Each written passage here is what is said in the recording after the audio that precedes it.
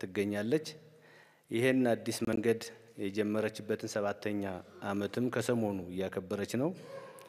ውሃውን ከነ አሳው የሚያደርቀውን የአብዮት መንገድ ትታ አረሙን ከነስንዴው የሚለየውን የሪፎርም ጎዳና ይዛለች። ከያዝናቸው ሪፎርሞች እና የሪፎርም ዘርፎች ውስጥ አንዱና ዋነኛው ደግሞ የመንግስት አገልግሎትና አስተዳደር ሪፎርም ነው።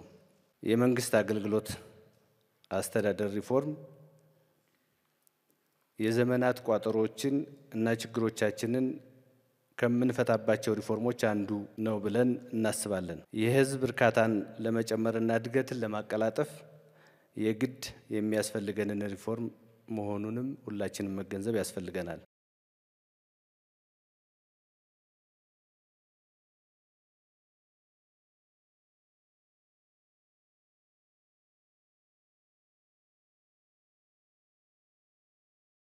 ሁላችንም እንደምናውቀው በእኛ ሀገር ሁኔታ የሀገረ መንግስት ግንባታችን አፍርሶ በመገንባት ላይ የተመሰረተ ነው ብለን በተደጋጋሚ ተወያይተናል።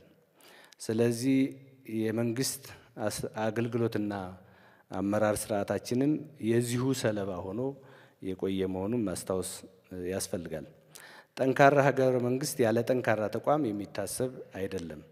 ተቋም ማለት ደግሞ በዋናነት ስርዓት ማለት ነው። የመንግስት አገልግሎትና አስተዳደር ሪፎርም ዋና ዓላማውም ይህንን የተሳለጠ ስርዓት ለማምጣት ነው። ይህም በመሆኑ መንግስት በስልጠናው ለተቋም ግንባታ የሚያስፈልጉ ዝርዝር ጉዳዮችን በመለየት በቂ ቅድመ ዝግጅት ሲያደርግ ቆይቷል። በመጀመሪያ የሰራነው ስራ የተሟላ የሪፎርም ማዕቀፍ መቅረጽ ነው።